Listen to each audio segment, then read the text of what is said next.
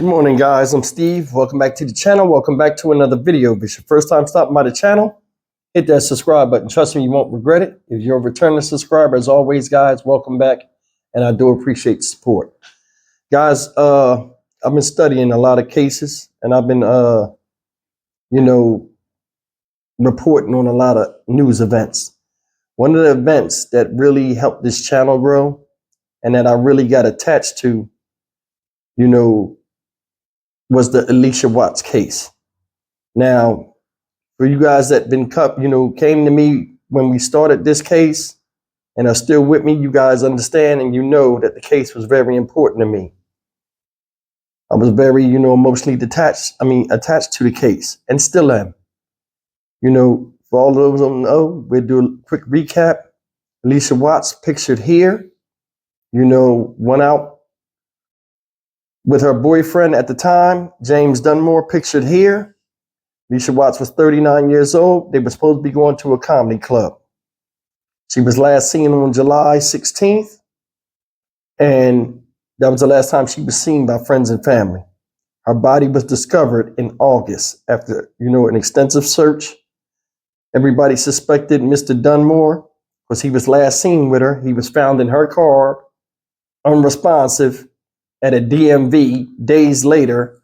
And like I said, her body was discovered in August, and she was discovered 70 miles from her last location. All signs and fingers pointed to Mr. Dunmore as the suspect. He was arrested the day her body was discovered. And amid all the evidence, that subsequently pointed to this guy, he was locked up, and the autopsy report just came out. It said it was inconclusive. Now, even with all the fingers pointing at this man, ladies and gentlemen, there's a good chance, because tomorrow, like I said, is a pivotal day in court, because the prosecution failed to give all of the adequate bring evidence forth against Mr. Dunmore in their case. And they had 45 days to do it. Tomorrow, is the day they're supposed to come with this evidence, which they don't have. So, with that being said, let me show you this video, a couple of videos real fast. And then I'll come back and we'll talk about this situation. And I'm going to read something to you that I seen on on a news article. Now, like I said, tomorrow will be very pivotal in this case, a pivotal moment in this case. I personally will have eyes and ears in the courtroom, that's assured, from conversations I had of friends and family that are close to this case, and we're close to Allisha Watts. So I have all of that for you guys tomorrow. But for now, take a look at this video real fast. Undetermined, that is what is listed as the cause of death for Allisha Watts. Authorities released her autopsy today, more than 6 months after she was found dead in Montgomery County. And the news is hitting hard for Watts' family. Meantime, her boyfriend, James Dunmore, remains in custody, charged in her murder. The Montgomery County Sheriff's Office said he was arrested on August 24th, the same day her remains were found in a rural area near Norman. His attorneys in January asked a judge to lower his $1 million bond, and for more evidence showing how Watts died, the judge agreed to expedite the case and set a 45-day window for the state to share information. And that brings us to today and the release of Watts' autopsy report. Here's WCNC Charlotte's Tradisha Woodard with what the findings mean to Watts' family. Well, this medical report is what Allisha Watts' family says they've been waiting on for months. It's the last piece to a puzzle, a piece they say still leaves behind a mystery. Grief. What is peace? It's the price we pay for love. We're angry, we're devastated. We have so many questions. A deep sorrow Tammy Utley has been submerged under since July 19th, 2023. It's the day her big sister, Allisha Watts, was reported missing, remembered by the prettiest thing she ever wore, her smile. She was smiling, she was happy, she was dancing, she looked beautiful. as always. The autopsy report from the North Carolina Department of Health and Human Services shows Watts' skull was detached, body entirely decomposed, and she was missing teeth.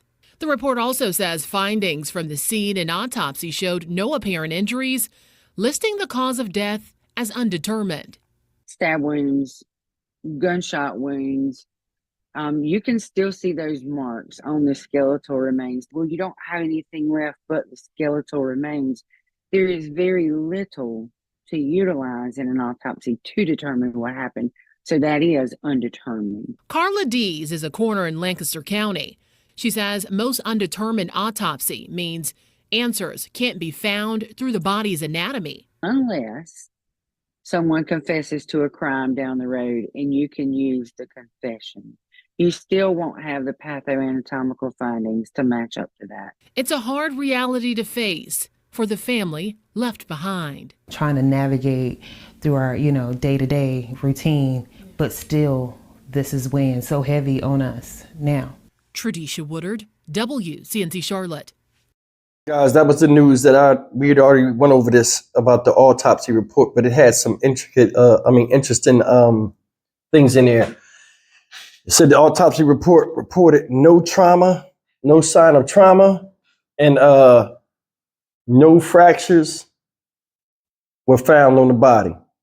So she was missing teeth, and her skull was detached, which is normal in decomposition when animals and bodies are left out there in nature. Now they showed some of the family, especially her sister. Shout out to her sister. I met her sister. She's very sweet. And I honestly don't know. I mean, I know, but I don't know what the next step is in this case. I know how these folks feel because they know the nature of this guy.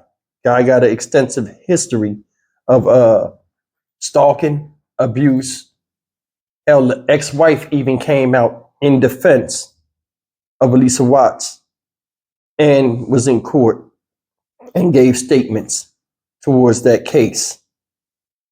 So that right there lets you know if a lot of people are coming forward that don't have anything to do with each other and coming together in commonality to make sure, because a person is such a danger in society, it tells you something. Now, I know a lot of people out there are hurting and stuff, and he goes to court tomorrow. Let me play this small news excerpt to get me to where I can talk about the basis of this video. Check it out. Joel, I've been texting with Allisha Watts' close friends this afternoon. Certainly not what they were hoping to see come out of court today after they and her family have been through so much. And they will be back at the courthouse in Montgomery County and Troy on Monday when James Dunmore is scheduled to have yet another appearance. We imagine a lot of what will be said on Monday will be what we found in these new documents at the courthouse in Troy today. Dunmore's defense arguing that the autopsy released this week is the reason he should be released from prison. The medical examiner this week, you'll remember, said it could not determine how Allisha died. Her remains found decomposed in a wooded area last August. The defense said the state would not be able to survive the, quote, burden of proof, and the defendant, quote, should be released by the court pending the state's further investigation or dismissal. Watts' team, among other pieces of evidence, will likely point to this order of protection taken out against Dunmore in Durham, that was taken out last May and was set to expire in just a couple of months' time. The woman who filed it is identified as Dunmore's ex-wife. She claims Dunmore physically assaulted her, turned her phone off, and abducted her, taking her to South Carolina. Dunmore's defense asking for his bond to be unsecured with these new findings, meaning he could sign an agreement to appear in court the next time on his own recognizance. We will be there on Monday for that first appearance. Joel and Lauren, certainly much more to come in that hearing, again in Troy on Monday. Back to you. That's everything I have, and that's some devastating news. I mean, honestly, it's no way I thought I would ever think, or anybody would think, that this man could get out of jail. Now, the autopsy report broke later last week, and it says as follows: in a motion filed Thursday, Laura M. Baker asked the court to modify Dunmore secured $1 million bond to unsecured and said that in light of the new evidence, meaning the autopsy report findings, Dunmore should be released immediately. I said last week when I did this story, I said, it's a chance he might get out. A lot of people in the comment section said, hey, no, it's no way they're going to let him out. The way the justice system is, regardless if they believe you did something or not, they're going to go by the guidelines. And I think his lawyer is working the guidelines. The defense, I think, dropped the ball. They had a good strategy. He's a prime suspect. A lot of crazy stuff happened. Everybody knows he did it. This guy is a seasoned criminal. He's been through the system before. He knows to keep his mouth closed. He didn't say anything. They questioned him. Hey, I need a lawyer. He went and got a lawyer. He won't talk to anybody. Legal representation. His silence was key. Now they're pushing, saying, they gave him 45 days. They didn't have anything to present. Well, look, you got 45 days because this man is sitting here in jail. He's been locked up since August. It's just a game that's being played. I think the prosecution thought they would grab him, be able to get him in there, and he would talk like a normal person and have guilt. And they could interrogate him and get the right answers out of him. And I think they thought him sitting there long enough would have him be like, okay, listen, this is what happened. They gave him that $1 million bond to keep him in there, and it did. But they didn't have no evidence. They was waiting for the autopsy report and the toxicology and all that stuff to come back. And it wasn't enough of the body left to get that. And they was banking their whole defense on what the findings would be in the crime of what happened to Allisha Watts through the autopsy. And it came back inconclusive. So now it's like, okay, well, you don't have nothing. You got 45 days. He's been locked up 6 months. What's holding him here? The lawyer jumped right on it. I demand his immediate release.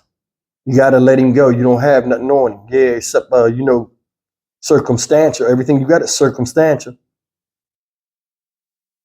This is crazy, man. This whole thing is crazy.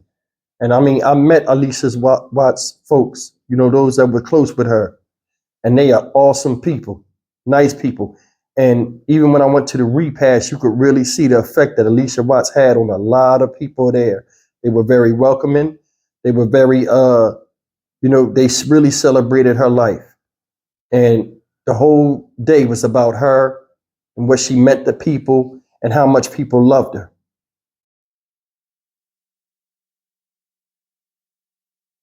Regardless of what you feel about this dude, the justice system is working in his favor, and that's what's messed up.